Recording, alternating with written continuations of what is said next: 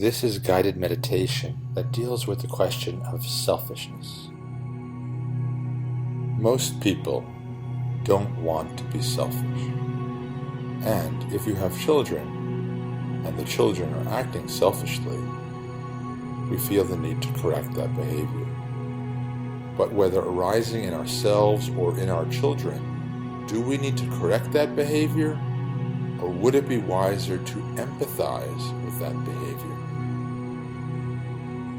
I'm not arguing that a person should be selfish or that a child should not be selfish. I'm simply saying that our approach to selfishness, that is to say, criticizing ourselves or the child, wishing that a different thought or feeling were arising, as a form of social control, is a very blunt instrument. It may work and stop the selfish behavior. However, in a sense, it reinforces selfishness, because selfishness is a desire for love. And so by quashing that object of desire, the object that we are being selfish about, in the case of a child, it could be a toy. In the case of an adult, it could be how we spend our time. We are trying to get love, and by interrupting that, we're telling that aspect of ourselves that wants love that it can't have it. Now, there's another way of looking at selfishness. It's an aspect of the self that is an expression of love. For example, if I'm trying to protect my time, you can say I'm being selfish, but I'm being protective, and there's an aspect of myself that's being protected. If we look at our acts of selfishness or other people's acts of selfishness as a manifestation of love, yes, a very limited idea of love is very personal. But if we see it as love, then we can step back. But if we are criticizing the selfish impulse or acting on the selfish impulse, we cannot step back. We are fully absorbed by the selfish impulse. We are identified with the selfish impulse. But if we remember the selfish impulse is an aspect of the self trying to love itself, trying to protect itself, then we automatically are stepping back. And if we're doing this stepping back in a loving way, then there's no friction created. We don't become captured by the selfish thought. We don't need to indulge the selfish thought. We don't need to criticize the selfish thought. We just let it be. You see, my friends, we're so busy in our lives trying to agree or disagree with our thoughts. We're so trying to express our freedom or restrict our freedom. But let's push that back just a few seconds. We don't have to rush to condemn or indulge. We simply see there's a selfish thought. We love that aspect of ourselves that's trying to protect itself. And then whether we act or don't act doesn't have a lot of charge to it.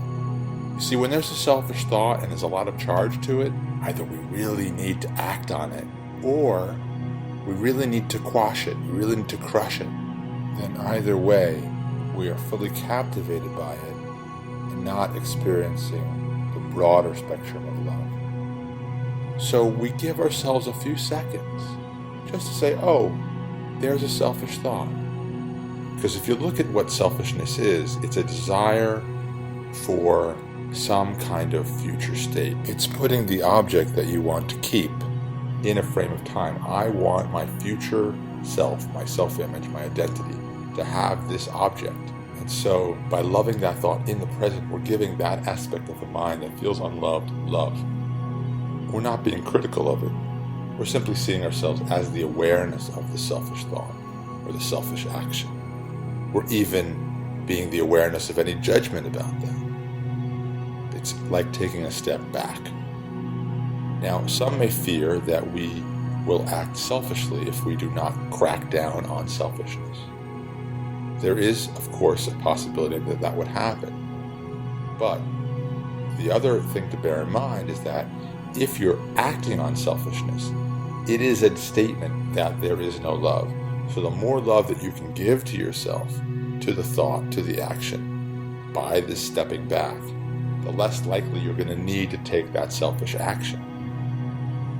So if I'm a child and I feel I am deprived of love, I'm going to really want to hold on to my toys. I'm not going to want to share my toys.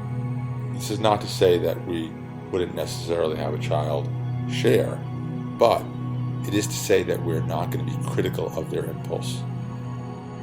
We could even empathize with them and say, yeah, sometimes I don't feel like sharing either. But then I think about how does it feel not to share? And if you think about it as an adult, how does it feel not to share? It feels restrictive. It feels closed down. Yes, you are protecting yourself, but you're now very wary. You're very paranoid. And so the more we open ourselves up to giving, the less we respond to fear. The more we welcome love, the less selfish we are, but the better we feel. So on the in-breath, I'm going to think about just the idea of being selfish. It doesn't have to be a particular object. An object may come to mind, but just the idea of being selfish. In-breath. And then the out-breath, just being generous.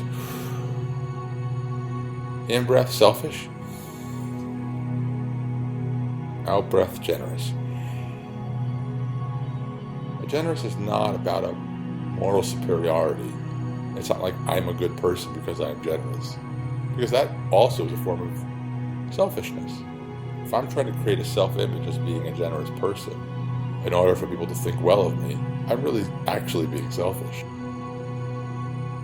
Now on the inhale, we're going to, again, think about being selfish, but it's a loving way. It's a protective way. There's no judgment in it. And again, as we said, there's no rush to act on it. So we're going to think of selfishness as a loving act towards the self, from the self, without any judgment or need to act. We're just relishing the love as expressed through the lens of selfishness. Now prepare to inhale. Inhale. Hold it and think about selfishness. Hold it and exhale, awareness of selfishness. So there's love on the inhale of the selfishness, selfish. It's loving, it's protecting. And then exhale, it's a relaxing, no need to protect. I'm just aware of the thought. Inhale, selfish.